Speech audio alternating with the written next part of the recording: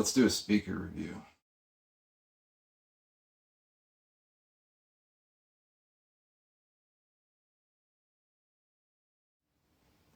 Ladies and gentlemen, boys and girls, today we have a speaker bloodbath.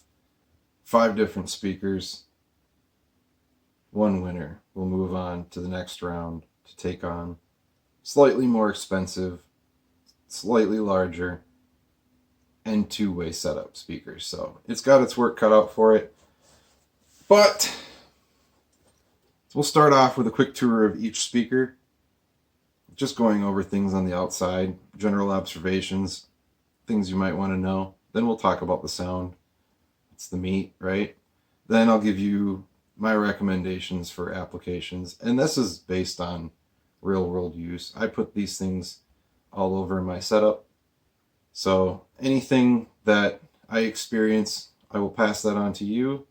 I think that you'll find it to be very similar to your experience as well. So with that said, start with the one that everybody already knows about, should know about. It's the Mica, the Mica, the Kovo S. It's the only one with MDF. It's the only one with a port in the back. It's the only one that takes banana plugs. It's the only one with a removable grill. It's the only one that has a physically separated tweeting and woofing mechanism. It's the most expensive one. I think that's kind of obvious too. You know, I was going to make any recommendations. Just if you're going to buy this, just use banana plugs. You are going to have a very hard time getting a good connection on these without banana plugs because of the small space and because of the awkward height of where the hole sits on the threads. It doesn't actually twist anywhere near down to the bottom when it's in there. So it's awkward. It looks awkward. It feels awkward. Just use banana plugs. All right, moving on. This is the other larger offering here. My pile model on the back says PCB 4BK. You won't have any trouble finding this on Amazon. It's a soft plastic, kind of weird, different than the rest. It's got nice clip posts on the back here. It happily accepted my 14 gauge wire, so you could use larger, but you would never do that. But now you know. It's got this strange little spring-loaded mounting thing on the back. I mean, what's kind of nice is you could basically hang anything on the wall, pull this thing out, and it would probably somewhat hang out. You wouldn't be able to direct it. So it's kind of strange. I didn't take a lot of time to investigate it, to be honest. So if that's a concern for you, well, figure it out. All right, next up, we're going to look at the acoustic audio, which is going to be these little goofy things. They are a nicer plastic. Probably what I would consider to feel like the most quality plastic for what it's worth. Metal grill, non-removable, obviously. These things, these things are kind of funny. They were reluctant to accept the girth of the 14 gauge speaker wire I was using. But with a little bit of convincing, we got her done. Well, I would just say use 16 gauge or smaller. It's, yeah. It's got little feet on the bottom. Not a lot to talk about with these little guys. We're gonna keep moving along. We've got the Theater Solutions. Stamp their name directly in front of the woofer. I think Pyle did the same thing, kind of. That's a little worse. The clips on the back aren't so bad as the acoustic audio, but again, you're not getting 14 gauge wire in here. It's 16 gauge or smaller again. So keep these things in mind when you're considering these speakers. I want to note too, the mounting on this one is actually very nice. It's very simple. It comes with a mechanism. It screws together very easily. 4 screws into your wall. Find a stud or throw some drywall anchors in, and you're good to go. These mount up very easily. for what it's worth. Plastic, something like you'd find on your child's toys. Back to the acoustic audio real fast though. The mounting on this is also very easy. You slide this little thing out here. You slide this little tab in here that then connects to the mounting thing. Again, 4 holes into your whatever you're drilling into, and this thing's ready to mount. I would say that these two obviously win the easy mounting category. Yeah, we're not even going to talk about the Mika mounting because it's just a little threaded hole. It's completely DIY. If that's a concern for you, then you won't buy the Mikas. It's a DIY installation, I would say. So down to the final speaker, the 3-inch pile model PCB3BK. Again, same connectors as the larger one. They happily accept any size wire you would ever reasonably want to use with these. Same goofy little spring mounting thing. No ring to the grill, which is nice because you can make music on that guy. All right, so there's your tour of the speakers that we're reviewing today. So let's talk about the sound of these things. So with this price category, size, your main enemy here is going to be distortion, okay? And you should be a lot less concerned with the manufactured specified frequency response than the frequency response that you will be able to actually enjoy reasonably is generous, distortion free, okay? That means that you can actually understand what it is you're listening to a certain degree. Clarity is a big thing with speakers, and it's kind of a big issue in this group here, okay? So that's why I'm not going to tell you the manufactured response, because they're kind of a joke, to be honest with you. I'm going to give you what you should expect for a real world response, and this is going to give you a far more accurate idea of how that speaker sounds in almost any given scenario, okay? So moving right into it, the 3-inch pile speaker here, my rating for this speaker ended up at 240 hertz up to 15.3 kilohertz. And when I say 15.3 kilohertz or any top end on these, that's the point where I cannot hear the speaker playing any sound at all at a very loud volume. So these are tested to a point beyond of what you're going to be playing them at. And the reason I do that is so that I know for sure that your experience will be similar to mine. So the Pile 3-inch speaker has no bass, obviously, but the thing that this speaker does well is it's not entirely offensive. Okay, this is playable. The strength on this speaker is the upper mids and the highs. They're quite present. They're out there. Okay, I'm going to be hesitant to use some words like clear and accurate because that's debatable. Okay, so they're there. They're out there. They're out there. All right.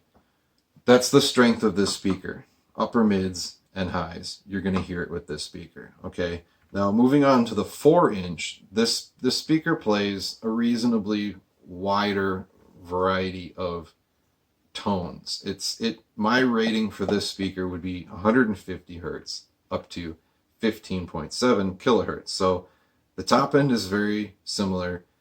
It's more pronounced. There's more sound pressure to these guys, obviously being bigger, and you hear it. Okay, I don't want to say there's no bass on these speakers because 150 hertz.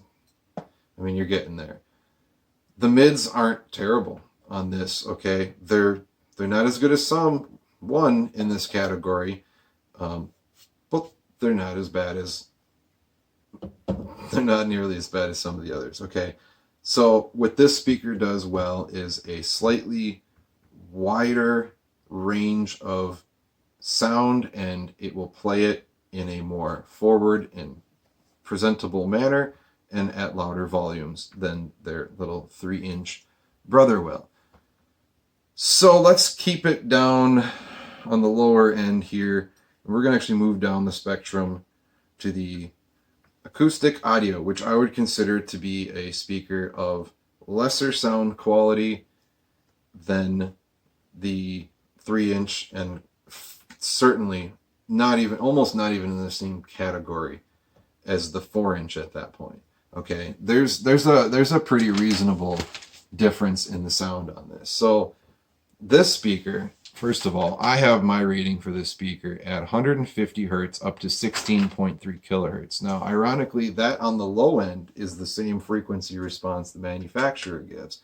So the manufacturer clearly is considering things like distortion in their frequency response. I give them credit for that they did that right. Unfortunately, the speaker itself is just not very good.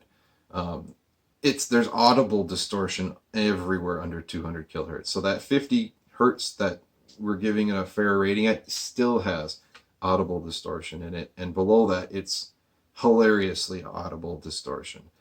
Then from about 200 hertz up to 330 hertz, it plays acceptably. And then from 330 hertz to 390 hertz, there's more audible distortion. All right, and then back up to the 1000 hertz to 1400 hertz, it sounds like there's a little drone taking off. I think it's the grill, to be honest with you. But when you're playing it again, when you're testing those frequencies, anywhere from 1000 to 1400, it literally sounds like there's a little tiny drone that's taking off as the frequencies get higher. It's audible, okay? And to me, it's completely unacceptable. It's not just one, it's both of them. I don't think it's a manufacturer defect at all. I'm quite sure that it's being caused by this grill. I will say that it has slightly more detail than the 3-inch pile, but it's raspy. It's not fun to listen to at all. This speaker is not fun to listen to at all. It's not nearly as good as this guy, or obviously this guy, okay? I want to clear that out of the air right now. So we're going to move along because of the fact that that speaker does not sound good. It's not fun to talk about speakers that don't sound good, in case you didn't know. The Theater Solutions. This little guy here, I gave it a rating of 225 hertz up to 15.5 kilohertz. Okay, it's again a lot of it different than the manufacturer's frequency response. So there's definitely something going on there. These little guys are actually not easy to drive for what they are. They're way quieter at the same volume level on your amplifier than these guys, or these guys. And even these guys, they're just terrible.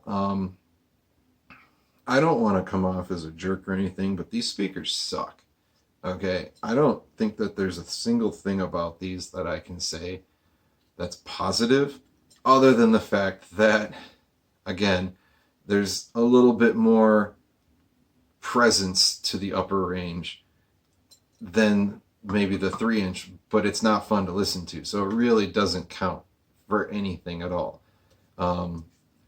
These are significantly worse than the competition. They sound like, I think I had like $150 RCA television when I was a kid back in the 90s, and these sound kind of like that. They probably sound exactly like that, to be honest with you. It's kind of hilarious. If you ever want a lesson in poor speaker sound, just order a pair of these, plug them in, and get a couple giggles, man. You won't regret it. All right, so we are going to talk about the big boy here in the group. The most popular speaker. Okay. The Mica, the Mica, the Kovo S. what this speaker does well is kind of a combination of one thing it does well and two things it doesn't do wrong. If that makes, probably it makes no sense. Don't listen to me. This is a decent little speaker. It has a sweet little mid-range to it. Okay, it's tolerable. And the treble on it is rolled off. Okay. This speaker, I gave it a rating of 180 hertz to 14 kilohertz. That's a lot lower than the rest, and the way it presents the treble is much less than a forward presentation. It's very laid back. It's almost calming in a way. So I know I did a review on this speaker. The one thing that I really enjoyed this speaker for was watching YouTube videos. It takes the harshness out of things. It sweetens things up and makes them a little bit warmer than the competition. I should be clear about that. And the treble is present, meaning you're getting the information. It's just not being thrown in your face the same way that the Pile does. Either of these two, really. So this is a very good speaker overall. The sound on it, I like the sound on it. In fact, I remember mentioning in the review for it that I like the sound on it more than I like the Amazon Basics passive bookshelf speaker with passive speaker. It says it on the box. All right. So, with that out of the way, because again, there's not a lot to talk about as far as the sound goes on these. There's a couple of them we can talk about. Let's talk about the applications of these speakers. Okay. And this is probably going to be the most important part for everybody. The reason that you came here was to find out what you can use these for, if you can use them at all. Am I right? I mean, I hope that's what you showed up looking to have answered. So you're probably asking yourself, can I use these as Atmos? I think that's probably the elephant in the room. Atmos is a big deal right now, and Atmos speakers are expensive. You know, you're paying anywhere from $100 to $150 for what looks like on paper the same thing as some of these offerings. I'm not so sure that they are the same, but if you're looking to save money, I can give you some useful information here. If you're looking to set up some Atmos speakers, there's two speakers here that I would recommend for that, and it might surprise you. It's going to be the two Piles. These are going to be your Atmos speakers, okay? The reason that I say that is because the Mikas just don't play very loud, and it kind of concerns me. Again, I think I mentioned this in my review, when you're running your room correction. Obviously, if you have Atmos, you have room correction, right? The room correction plays some very loud frequencies, and I just don't think that these speakers were built to handle it. But however, they also lack the upper end clarity to really present anything over what you're hearing at ear level. And that's kind of a big deal with Atmos, I found, is that if you have a speaker that's laid back and doesn't have sparkle or shine to it, it kind of defeats the purpose. Okay, you do want a sparkly speaker up on your Atmos, because that's generally what you're going to hear from there. So that's what these two are going to do for you. If you came here looking for an affordable Atmos speaker, these two are playable options. And I'm going to go further and deeper into that and say that this is the speaker that you're looking for. If you are looking for an affordable Atmos alternative to the more expensive and maybe what would be considered a match to your system, this is the guy they're looking for, okay? Atmos speaker. You can't go wrong at that price. If you're looking for something to play for surrounds, so if you have two speakers, obviously they're not going to be super great speakers, or you wouldn't be looking to pair them with these. And you're just looking for something to fill in the surrounds and give you that surround sound experience. There's going to be 3 offerings for that. The Mikas, the Micas, the Kovo S. This speaker will do what you need it to do for your surround setup at this level. And the 2 Pile offerings are also going to be a reasonable purchase. Now, I would, again, probably lean a little bit away from the littler guy, but if size is not a thing for you and you're really not worried about the sound and you just want something that makes the sound, the noise, so you pick it up and you're not worried about, the details of it all, it would do the job, okay? Now, if you're looking for a speaker that you're going to play at a computer, like a desk, so like a near field listening situation, there's only one winner, and that's the Mica, the Mika, the Kobo S, okay? It does it well. It'll do it well, okay? It'll give you a hint of that there's bass going on without being entirely terribly distorted. It'll also play the highs in a way that won't blow your eardrums out, and it will make bad recording sound better. And the mid-range will be there, and it will be acceptable enough, especially at a closer range. Okay, so this is going to be my recommendation for a computer, desktop, close quarters listening situation. All right. Now, if you're looking for something to hook up to something strange, like say a CB radio, absolutely you can use the two piles. These two. Those would be the ones I'd use for that. You're gonna hear everything. You're gonna hear it all well. It's gonna nail the frequencies well. Aside from maybe some distortion, it's going to nail most of the frequencies in a way that's going to work well enough for you. Okay? Okay. So, if we're looking at this group of speakers and we were going to try to, I don't know, name some winners and some losers, I don't want to label anything here, a loser necessarily. But there's definitely, I think, some potential clear winners here. Yeah, you get my drift. I would say that the winner of this competition, speaker bloodbath, is going to be the Mika, the Mica, the Kobo S. It just does enough things well that it can't be beat in this competition. All right? That's not to say it's the one that you should get, because you heard my applications recommendations, and I strongly recommend that you stick to those if you're looking at any of these speakers.